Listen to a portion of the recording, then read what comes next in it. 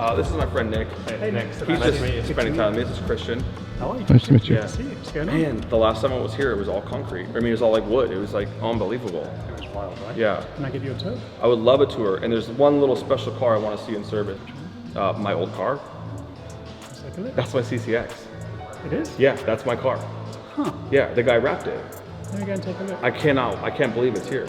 Yeah, it came in. It's been here for a while though. Yeah, because they have all these problems with it. I'm like, I could fix it in 30 seconds. I'm the one that modded it. Anyways, we'll see that later.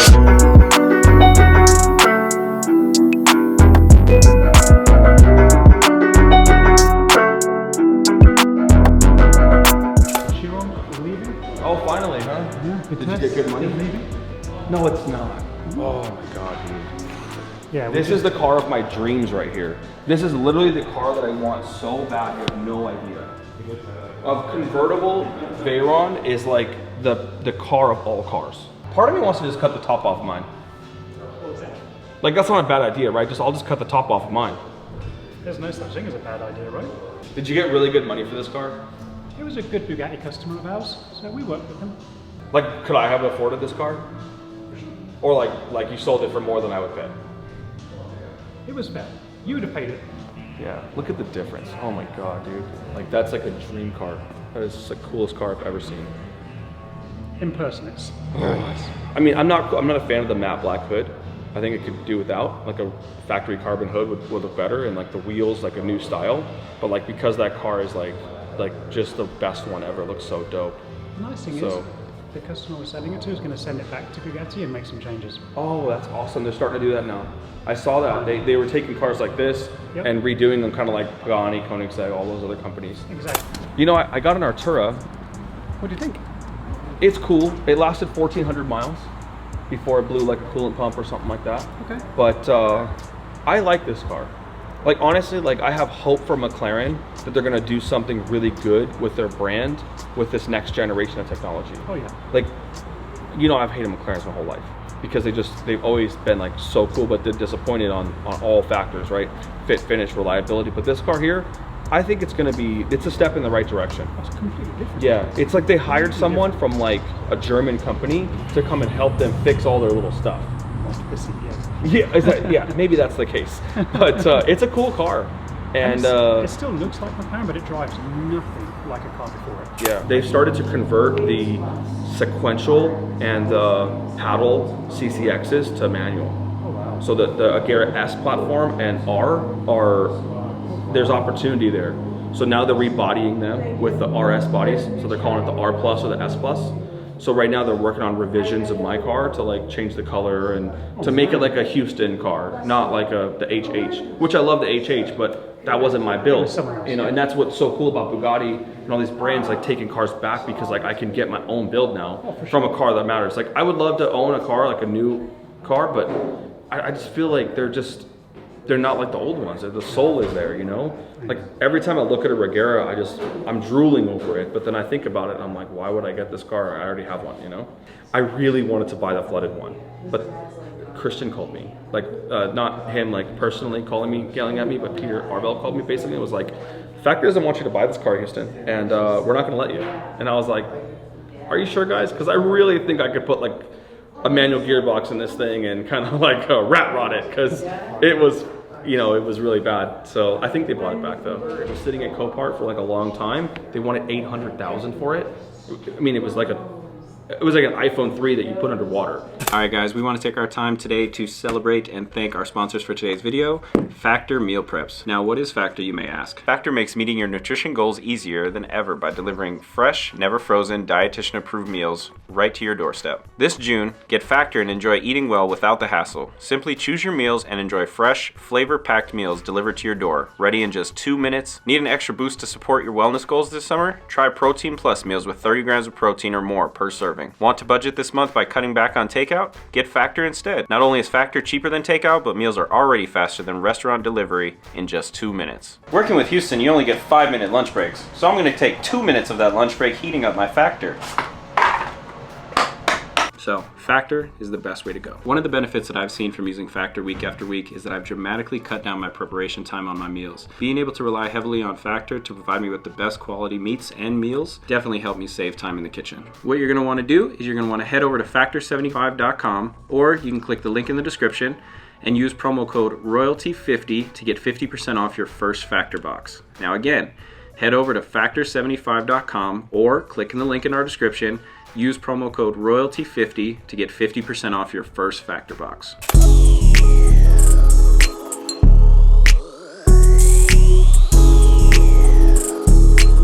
One of my favorite McLaren cars. So Tommy, the guy that works for Steve Hamilton, he told me that his favorite car ever was the P1.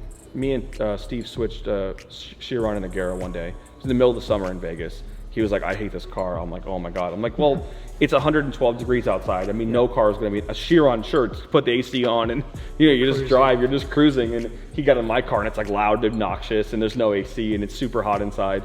But Tommy said that the Agera was one of his favorite cars, and that the P1 was like basically right there with it. And so I was like thinking like maybe because the price point of this car is coming down to reality now. It's reasonable. Yeah, it is reasonable. It's literally like a few $100,000 more than an SVJ. It's kind of sad, but it's true. It's like a Veyron, you know. It's like they're hovering around the mid 1.5s, you know. For this market, to get into a limited numbered car, I think is fair. Yeah, it's just kind of like the best looking car I think McLaren's ever come out with, and I don't think they've ever really got anything. I mean, this to me doesn't really do it. I do kind of like it because it's unique with 3 seats. It's more of a legacy car. Yeah, like in person, Sure. this car looks cool. I like it in person. I don't really like it in pictures. Yep. You know, but like that car in pictures, in person, everywhere just looks so dope. Oh, yeah. You know, I mean, I would love to have a Pure Sport. That's my favorite Chiron ever. But I mean, at 4 million plus, it's like. One, just the events that Bugatti are doing. They sent customers to Cape Canaveral last month, high-speed testing. They had fighter jets flying. They had. Well, don't tell me that, okay? Now you're trying to sell me on a Pure Sport. But what they're doing is with the events, they're taking it to a whole nother level. It's funny you say that because that's what a lot of Pagani customers are telling me. Yeah, right. They're doing a great job as well. I sold the Wyra to my friend Julius. Yep. That may not have been a good thing. It's just, I don't want to call it Pagani slow, but it's slower than it should be in my opinion. And I tuned it, I like put down, I tried. Yeah. I never wanted to drive it because I wanted to go out and have like an exhilarating experience, and that's why like the Pure Sport, or like even the P1's really fast actually. Like it's a legitimately fast car. You would enjoy the P1. Yeah. You would and really I enjoy could the P1. do something with it that wouldn't be like so aggressive. 4 million versus 1 point something, right? Like I'd paint that car and it wouldn't bother me. You could send it back to the McLaren and get a whole new body. Lazante or whatever they do. Yeah, you can do that as well. Yeah. The tune and the high downforce kit. Yeah, those look sick. Do you see Mike's car by Tess? No. He matched the Agera or The white with the blue, right? Yeah, it looks so good. Unfortunately, this one is under offer, so it's probably going to leave next week. And we're looking because the price is a lot more reasonable now. You can move a car that's under $2 million like that.